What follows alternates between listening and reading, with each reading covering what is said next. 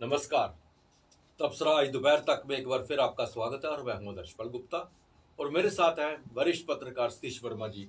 CG, आज जो खबरें हैं जिस पर हम चर्चा करने जा रहे हैं उसमें से सबसे पहले जो खबर है वह सुप्रीम कोर्ट ने एक बहुत बड़ा ऐतिहासिक फैसला दिया है राजद्रोही केस में, और जम्मू कश्मीर बैंक के 180 करोड़ घोटाले की सीबीआई जांच कर रही है, उसने रेड किया है। और आम आदमी पार्टी ने पीने के पानी को लेकर आज प्रोटेस्ट किया है और सरकार को घेरा है। सबसे पहले हम बात करते हैं राजद्रोह केस में सुप्रीम कोर्ट ने बहुत ही ऐतिहासिक फैसला दिया है।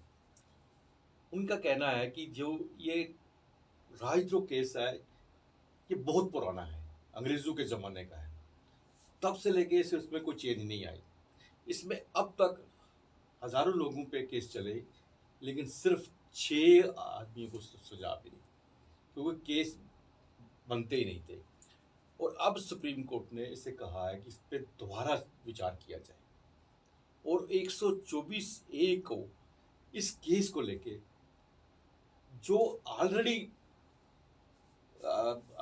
जेल में है उनको यह सहूलत मिली है कि वो अपनी बेल के लिए अप्लाई कर सकते हैं और तब तक कोई नया केस नहीं आएगा जब तक पार्लियामेंट इसे पास नहीं कर देती, कानून पास नहीं कर देती, क्योंकि इस कानून में वो सारे प्रावधान नहीं है, बहुत पुराना कानून है और आज के समय में इसमें चेंजेस लाना बहुत ज़रूरी है। जी बिल्कुल। देखिए, इस कानून जब भी बने हैं इस तरह के, हालांकि कहा यह जाता है कि कानून ये जब इनका निर्माण होता है तो जो लोग आतंकवादी हैं, अलगाववादी हैं, इस तरह के लोगों के खिलाफ इसका आमतौर पे इस्तेमाल किए जाने की बात होती रही है। आपको याद होगा कि कांग्रेस के वक्त में टाडा और पोटा 2 कानून थे जो आतंकवाद के लिए निर्मित किए गए और उनका जमकर सदुपयोग और दुरुपयोग दोनों हुआ। और यही वजह रही कि जो जानकार, कानून के जानकार मानते हैं कि उसमें कन्विक्शन रेट सिर्फ 1% रहा। इससे सहज समझा जा सकता है कि अदालतों को लगा कि जितने केस बनाए हैं पुलिस ने, ये सब दुश्मनी में या आदमी को हरास करने के लिए बनाए हैं। आज का जो फैसला है, जो पहली नज़र में लगता है, हालांकि इस पर 2-3 दिन से लगातार कानून विदों की नज़र थी, मानवाधिकार कार्यकर्ताओं की नज़र थी, जो इस समय देश का माहौल है और जिस प्रकार कहा यह जाता रहा लगातार कि अदालतों का इकबाल एक स्टेक पे लगा हुआ है, ये इकबाल रहेगा नहीं रहेगा, ये तमाम तरह की बातें हो रही थी। लेकिन आज जिस प्रकार का 3 सदस्यीय बेंच चीफ जस्टिस की अध्यक्षता में ये जो फैसला लिया गया, मैं समझता हूँ इससे सुप्रीम कोर्ट जो पिछले 5-6 साल से लगातार फैसलों को लेकर, जैसे अनुच्छेद 370-35 को लेकर विपक्ष की ओर से हमलावर रहे लोग, तो मैं समझता हूँ कि आज इकबाल बुलंद हुआ है सुप्रीम कोर्ट का, लोगों का एक भरोसा बढ़ा है, ट्रस्ट बढ़ा है। कि आप देखिए ना, बड़े ऐसे लोग हैं जिनके बारे में एजेंसियां कुछ कहती हैं, उसकी रिपोर्ट, उसकी जांच रिपोर्ट कुछ आई, जैसे भीमा कोरेगांव के लोग थे जिनको पर मुकदमे लगाए गए, एक तो मर ही गए, बड़ी उम्र के थे। कहने का मतलब है कि ऐसे कई मामले हैं जो दहला देते हैं। होता कई बार क्या है, जो एजेंसियां होती हैं वो सरकार के अनुसरण करती है। जिस आप अगर मान लीजिए ये सरकार के खिलाफ बोल रहे हैं, सरकार को लगेगा कि ये बहुत बोल रहा है, लगा दो राजद्रोह, जुबान बंद करने के लिए, ताकि लोकतांत्रिक। राजद्रोह का एक ऐसा केस है जो सबसे वर्षा, मतलब बिल्कुल कोई जमानत नहीं, कुछ नहीं, बिल्कुल पता नहीं कितनी देर तक अंदर है और कितनी लंबी सजा उस पर हो सकती है। लेकिन ये आपने सही कहा कि इस वक्त इसका राजनीतिकरण हो रहा है, जबरदस्त राजनीति। अभी महाराष्ट्र में भी तो इसी राजद्रोह केस में उन्हें अंदर किया गया और अदालत ने बेल दे दी है। उन्होंने कहा कि राजद्रोह केस बनता ही नहीं है। मतलब राजद्रोह केस एक आसान सी बात होगी पॉलिटिकल पार्टीज के लिए। बिल्कुल बिल्कुल। आप देखिए ना, इन्होंने कहा कि अब जुलाई के तीसरे सप्ताह में इसमें आगे सुनवाई होगी। सबसे अच्छी बात अदालत ने ये कही इसमें, हालांकि बहुत ऐतिहासिक उनका ये कदम है, इसकी जितनी प्रशंसा लोग करेंगे वो करेंगे, वो लोग खास तौर से जो कि बरसों बरस से, महीनों से जेल में बंद है, कोई उनको पता नहीं उन पर क्या गुनाह आयद हुआ है, उनकी सुनवाई नहीं है। ये ऐसी दफा है बिल्कुल। कि मिनिमम 3 साल मैक्सिमम उम्र कैद और जुर्माना भी है इसमें। तो आप समझ सकते हैं कि जो गरीब आदमी है, अगर उसके ऊपर ये मुकदमा लग गया, उसके पास तो जो सुप्रीम कोर्ट के अच्छे वकील हैं, कपिल सिब्बल जैसे, वहां तक तो पहुंच ही नहीं पाएगा, वकील बिल्कुल, खड़ा बिल्कुल, करके अपनी बिल्कुल। जान नहीं बचा सकता। तो मैं समझता हूं कि अदालत ने ये फैसला करके, एक तो उन्होंने कहा कि वो बेल अप्लाई कर सकते हैं, बिल्कुल, नंबर बिल्कुल, एक। नंबर एक। नंबर दो ये है कि जेलों पे जो अत्यधिक दबाव पड़ रहा है, आप, मैं समझता हूं जेल, देश की जो जितनी बड़ी प्रमुख जेलें हैं, वो चाहे हम जम्मू से लें, शुरू कर दें, कोट भलवाल जेल हो, दिल्ली की कुख्यात तिहाड़ जेल हो, या मुंबई की बैरल रोड हो, जो जेल हो, उसमें जो ऑलरेडी जितने निर्धारित कैदी हैं उससे कई गुना ज्यादा वो लोग वहाँ कैदी बंद बिल्कुल, हैं। बिल्कुल। तो मैं समझता हूँ कि इससे कम से कम एक जो जबरदस्ती जिनको तो घुसेड़ा जा रहा था जेलों में, हम ये नहीं कह रहे कि 100% ही गलत केस हैं, हम ये कह रहे हैं कि जो टेररिस्ट है, लेकिन वो अदालत तय करेगी ना, हम आप तो तय नहीं कर सकते। सबसे बड़ी बात है, जब तक ये कानून नया नहीं बनता, हाँ, तब तक कोई नई FIR मुझे आदर जी, मैं कोट एंड कोट कहूंगा, मुझे याद आता है इलाहाबाद के एक हाई कोर्ट के बड़े विख्यात जज रहे हैं न्यायाधीश पंडित आनंद नारायण मुल्ला। उन्होंने यूपी पुलिस के बारे में इतनी तीखी टिप्पणी की थी कि ये वर्दीधारी डैश डैश डैश का गिरोह है। मतलब हद है कि आप घर में हैं नहीं, आप दूसरे शहर में हैं, आपको शहर में मौजूद दिखा के आपके पास मुकदमा लगा दिया जाता है, आपके घर के बर्तन बिक जाते हैं, घर बिखर जाते हैं, और इंसाफ नहीं मिलता उनको। सबसे बड़ी बात है, इंसाफ इतना लंबा हो जाता है कि वो इंसाफ पाने की हद में टूट जाते हैं, कहीं मर जाते हैं। तो मैं समझता हूँ आज का जो दिन है उन लोगों के लिए खास तौर से अहम के तौर पे देखा जा सकता है, जिनके ऊपर किन्हीं रंजिशों की वजह से राजद्रोह लगाया गया। मान लीजिए मैं अफसर हूँ पुलिस का, मुझे आपकी शक्ल पसंद नहीं है, मैंने आप पे राजद्रोह लगा दिया। मतलब जमकर दुरुपयोग है, केवल इस हुकूमत ने नहीं, कांग्रेस की जितनी हुकूमतें रही हैं, किसी ने कोई रिहा नहीं किया। टाटा और पोटा उन्हीं के दौर में आए, और इन ये देख इसका इस्तेमाल सबसे ज्यादा हो रहा है। तो मैं समझता हूँ कि ये हम तो खुशामदीद कहेंगे, इस तरह के फैसले होने चाहिए जो हम लोकतांत्रिक मुल्क में रह रहे हैं। तो कम से कम आदमी के इस प्रकार के अधिकारों पे तो कम से कम तलवार नहीं चलनी चाहिए। जो सुप्रीम कोर्ट ने आज कदम उठाया वास्तव में काबिल तारीफ है। सी जी, जम्मू कश्मीर बैंक की एक और धांधली सामने आई है कि मुंबई में एक बिल्डिंग वहाँ खरीदी 180 करोड़ की।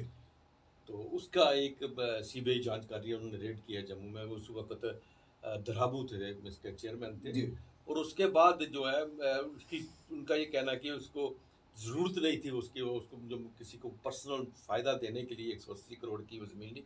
और कुछ पिछले दिनों जैसे बता रहे हैं कि उमर अब्दुल्ला को भी जो इसी मामले में बुलाया, समन किया गया था। जी बिल्कुल, ये बॉम्बे का एक कुर्ला बांद्रा इलाका, बड़ा टॉप का इलाका माना जाता, वन ऑफ द। तो वहाँ पर ये बिल्डिंग का ली, और उसमें कहा गया कि इसमें बड़ा घपला किया इन लोगों ने, और इसकी शुरुआती जांच हमारी स्टेट पुलिस का जो है एंटी करप्शन ब्रांच उन्होंने करी। बाद में मामला CBI को दे दिया गया। अब ठीक कह रहे हैं, जो पिछले दिनों कुछ दिन पहले उमर अब्दुल्ला को तलब किया था, इसी मामले में किया था, सूत्र बता रहे हैं। और अब हसीब दराबू जो उस टाइम के चेयरमैन रहे, मैनेजिंग डायरेक्टर रहे, बाद में PDP BJP गवर्नमेंट वित्त मंत्री भी बने, जी। और उसके अलावा और भी कई अफसर हैं, जम्मू के भी हैं, कश्मीर के भी हैं, और महाराष्ट्र के भी हैं। उन सब के यहाँ ये रेड्स भी चली हैं, डॉक्यूमेंट्स भी पकड़े गए हैं। और अब देखना दिलचस्प ये हुआ कि आखिर ये क्या मोड़ लेता है। चूँकि सियासत में कई बार ये लगता है कि आदमी परले पाले में बैठा है तो शायद गंदे नाले में, हमारे पाले में गंदा नालिया, ये बड़ा चल रहा है। तो अब ये देखना दिलचस्प होगा आने वाले दिन में जांच किस ओर जाती है। उसी तरफ जाएगी जहां हमेशा जाती है। आज जम्मू में आम पार्टी ने एक प्रोटेस्ट किया और प्रेस कॉन्फ्रेंस भी की, जिसमें जम्मू में पीने के पानी की समस्या को लेकर बात की हुई है। अच्छी बात है, आम पार्टी इस पे थोड़ा सा आगे आ रही है, कुछ लोकल बुनियादी मुद्दे को लेके। तो ये, लेकिन इसके साथ साथ भी आम आदमी पार्टी के अंदर जिस तरह से भीड़ जा रही है, जिस नेता को देखो वो आम पार्टी में जा रहा है। सबसे बड़ी बात यह है कि पैंथर्स पार्टी में मनकोटिया ने आम पार्टी ज्वाइन की, उसने पैंथर्स पार्टी छोड़ी। क्यों?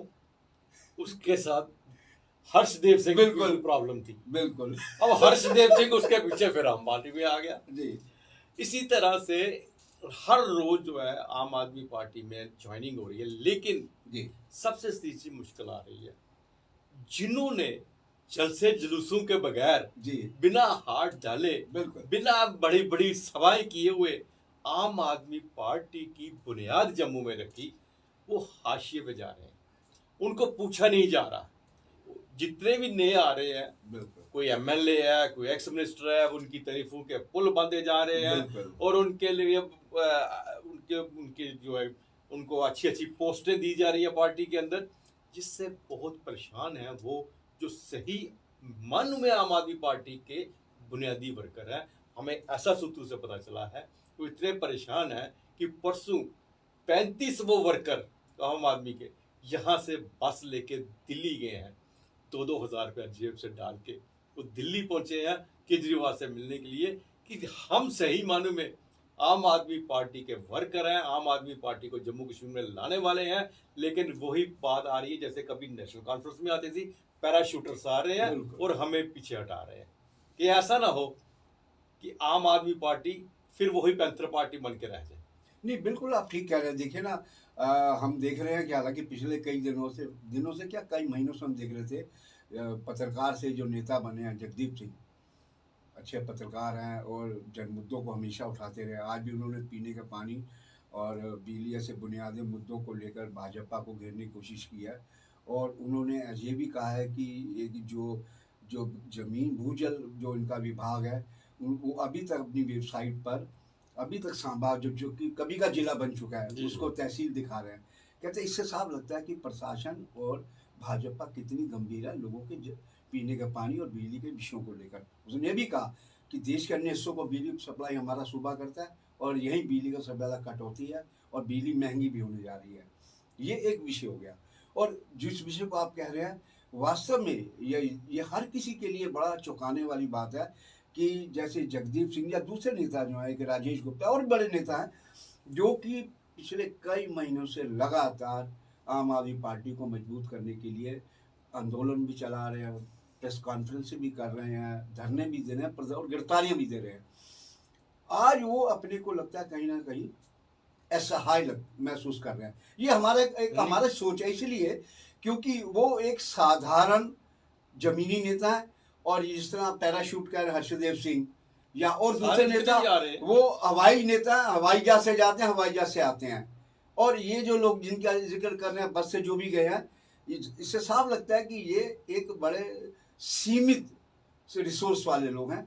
अब देखना केजरीवाल को चाहिए जो जिसकी जिम्मेदारी है पार्टी का, अगर वो कोई एक अच्छा नेता है नेतृत्व है उसको देखना चाहिए कि आखिर पुराने नेता कौन है, किन्होंने हमारी जम्मू कश्मीर में हमारी पार्टी की बुनियाद डाली है। ये वो लोग हैं जो बुनियाद डालने वाले हैं। और हर्षदेव तो आपने ठीक कहा कि मनकोटिया बलवंत सिंह जो उधमपुर से एमएलए रहे पंथर पार्टी से, वो उनसे तंग आकर आम आदमी पार्टी की तरफ भागे।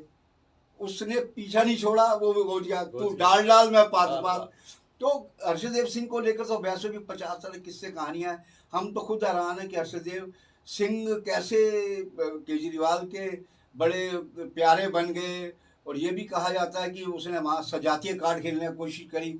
संजय सिंह है, अपना मनीष सिसोदिया है, उनके साथ बैठ के बात की है। लेकिन हम ये कहेंगे कि ये बात वाजिब है कि जो लोग पुराने हैं जिन्होंने यहाँ पार्टी की बुनियाद रखी, मेहनत करी, कम से कम पार्टी नेतृत्व जो दिल्ली बैठा है उनको इस पे गौर करना चाहिए। ये ना हो कि कल को पता चला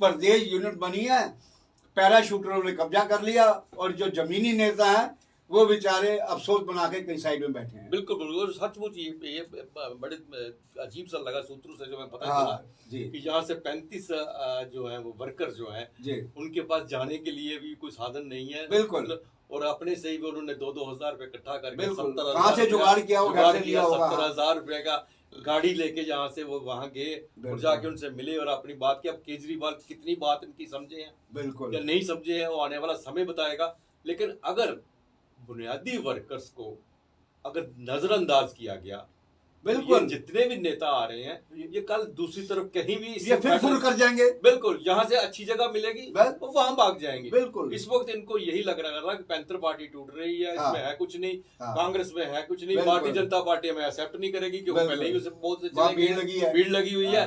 तो अब आम वहाँ आदमी भी पार्टी पैराशूटर है। वहाँ भी पैराशूटर है हाँ। वहाँ भी पैराशूटर। ये पैराशूटर की प्रॉब्लम हमेशा रही है। बिल्कुल बिल्कुल रही है। ये सबसे पहले नेशनल कॉन्फ्रेंस में स्टार्ट हुई थी। बिल्कुल। नेशनल कॉन्फ्रेंस का जम्मू में बुनियाद नहीं थी। बिल्कुल। शेख मोहम्मद अब्दुल्ला के नाम से जहाँ लोग लाठी लेके आ जाते थे बाहर, बिल्कुल। उस वक्त जम्मू के चंद लड़कों ने, बिल्कुल। जम्मू के कुछ नौजवानों ने उस पार्टी को खड़ा किया और उन्होंने यहाँ पे म्युनिसिपल चुनाव लड़ा। आप भी उस थे चुनाव उसमें थे।